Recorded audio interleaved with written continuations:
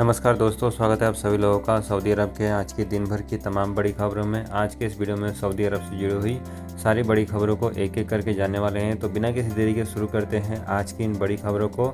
Saudi अरब से पहली बड़ी जो अपडेट सामने आ रही है उसके अनुसार सऊदी अरब की सरकार ने यहाँ पर ट्रैवल वीज़ा को लेकर एक नया नियम लागू कर दिया है। इस नए नियम के तहत सऊदी अरब की सरकार दुनिया के 49 देशों के लिए नए तरीके का वीज़ा ऑफ़र कर रही है, जिसमें जो लोग भी सऊदी अरब घूमने के लिए आना चाहते हैं वो एक साल में कितनी भी टाइम वीज़ा के लिए अप्लाई कर सकते हैं, लेकिन सब्जेक्ट टू 90 डेज उनका स्टे होगा। यानी कि यदि आप इस समय सऊदी अरब घूमने के लिए आना चाहते हैं तो आप कई बार यहाँ पर अप्लाई कर सकते हैं और कितनी भी बार आप सऊदी अरब आ सकते हैं, लेकिन आपका जो मैक्सिमम सऊदी अरब में स्टे होगा टूरिस्ट वीज़ा के नाम पर वो आपका 90 डेज होगा। ये जानकारी यहाँ पर सऊदी अरब के हवाले से दी गई है और ये जो नियम है ये दुनिया के 49 देशों के लिए लागू कर दिया गया है। आपको बता दें कि ये 49 देश वो देश हैं जहाँ पर कोरोना वायरस काफ़ी कम है, या फिर आप बोल सकते हैं कोरोना वायरस कंट्रोल में है।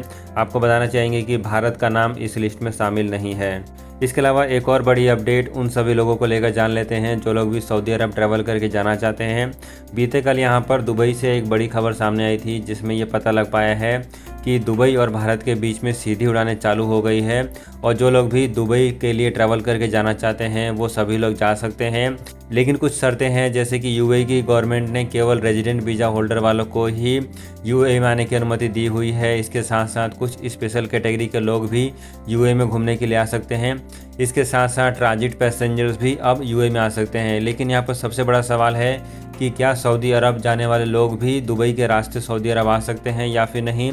तो फ्रेंड्स, यहाँ पर आपको बता दें कि अभी भी सऊदी अरब ने यूएई के ऊपर रिस्ट्रिक्शन लगा रखा है, जिस कारण से आप दुबई तो आ सकते हैं लेकिन दुबई से आप सऊदी अरब नहीं आ पाएंगे, क्योंकि जिस तरीके का रिस्ट्रिक्शन इस समय भारत और सऊदी अरब के बीच में लगा हुआ है उसी तरीके का रिस्ट्रिक्शन इस समय सऊदी अरब ने यूएई के ऊपर भी लगाया हुआ है।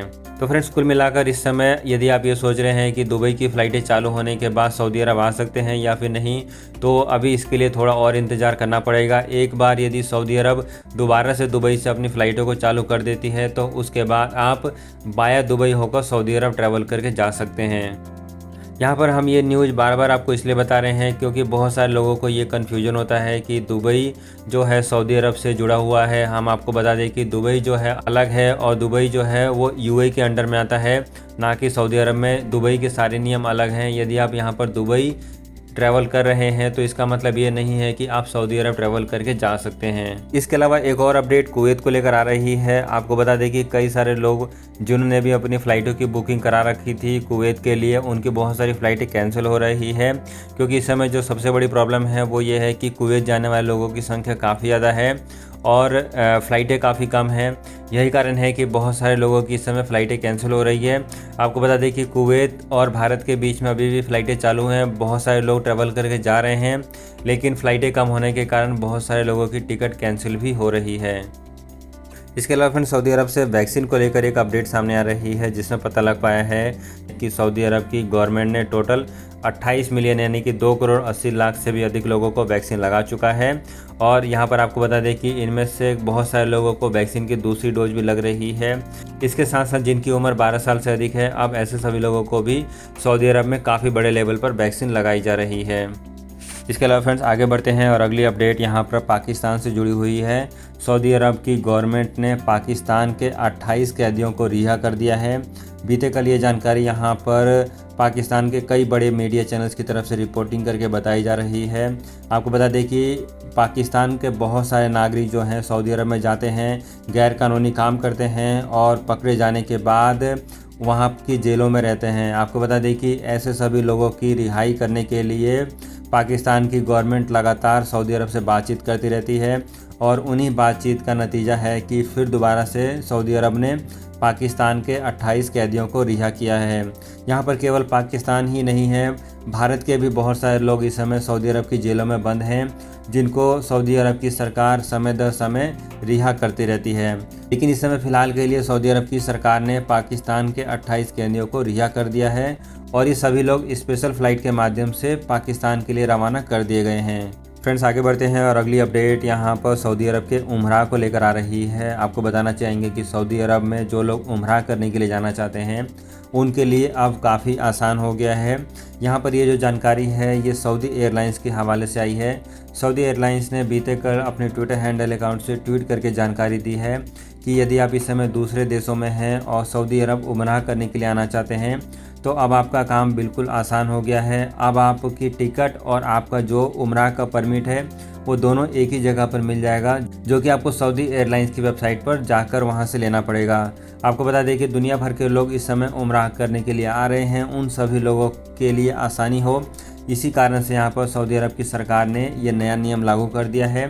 यानी कि अब आप सऊदी एयरलाइंस की वेबसाइट से टिकट बुक करते समय ही उमरा करने के लिए भी परमिट ले सकते हैं। इसके अलावा कई सारे लोगों के ये भी सवाल आ रहे थे कि क्या हम ट्रैवल वीज़ा पर आ रहे हैं, दूसरे कंट्री से ट्रैवल करके आ रहे हैं, तो क्या हम इतमरना ऐप पर जाकर उमरा के लिए परमिट ले सकते हैं या फिर नहीं। तो इसको लेकर सऊदी के हज मंत्रालय की तरफ से रिस्पॉन्स आया है, जहां पर उन्होंने बता दिया है कि यदि आप इस समय दूसरे कंट्री से सऊदी अरब में उमरा करने के लिए आना चाहते हैं तो आप यहां पर सऊदी अरब की सरकार के द्वारा जो इतमरना ऐप जारी किया गया है उस ऐप के माध्यम से भी परमिट ले सकते हैं। इसके लिए आपको केवल प्ले स्टोर पर जाकर उस ऐप को डाउनलोड करना पड़ेगा और वहां पर आपको अदर कैटेगरी में जाकर खुद को रजिस्टर करना पड़ेगा, जहां से आप परमिट ले सकते हैं। लेकिन हम यहां पर आपको यही सजेस्ट करना चाहेंगे कि यदि आप इस समय दूसरे कंट्री से सऊदी अरब में आ रहे हैं तो आप ऑनलाइन सऊदी एयरलाइंस की वेबसाइट पर ही जाकर इसका परमिट ले लें। फ्रेंड्स, इसके अलावा एक और बड़ी खबर यहाँ पर यूएई से आ गई है। यूएई की गवर्नमेंट ने अब जितने भी लोग यूएई में रह रहे हैं उन सभी लोगों के लिए बूस्टर डोज को लेकर एक नया नियम लागू कर दिया है। यानी कि यदि आप इस समय यूएई में हैं तो आप बूस्टर डोज ले सकते हैं, लेकिन यहाँ पर यूएई की गवर्नमेंट के द्वारा जो नियम लागू किया गया है उस नियम का पालन करना पड़ेगा।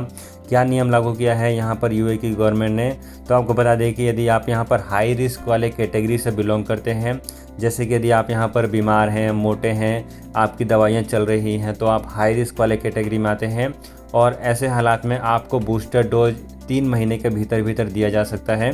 यहाँ पर बूस्टर डोज का मतलब है कि आपकी 2 वैक्सीन पूरी हो चुकी है और आपको यहाँ पर अब तीसरी वैक्सीन की डोज भी लेनी है, तो उसको यहाँ पर बूस्टर डोज बोला जा रहा है।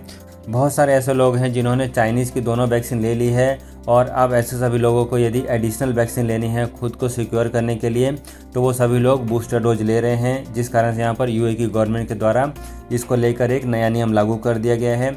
इसके अलावा जो लोग सामान्य कैटेगरी के हैं, जिनको कोई भी हाई रिस्क वाले कैटेगरी में नहीं है, आम लोग हैं, उनके लिए 6 महीने का टाइम रखा गया है। यानी कि दूसरी वैक्सीन लेने के 6 महीने बाद वो बूस्टर डोज ले सकते हैं। यहाँ पर आपको बताना चाहेंगे कि दुनिया के बहुत सारे देशों में बूस्टर डोज को लेकर रिसर्च जारी है और इस बात की रिसर्च की जा रही है कि कौन से लोगों को बूस्टर डोज दिया जाए और यदि बूस्टर डोज दिया जाता है तो कौन से कैटेगरी के लोग होने चाहिए, कौन सी दवाई होनी चाहिए। इसको लेकर यहाँ पर पूरा रिसर्च जारी है और बहुत ही जल्दी सभी लोगों के लिए ये कंपलसरी हो जाएगा कि आपको बूस्टर डोज लेना ही लेना है।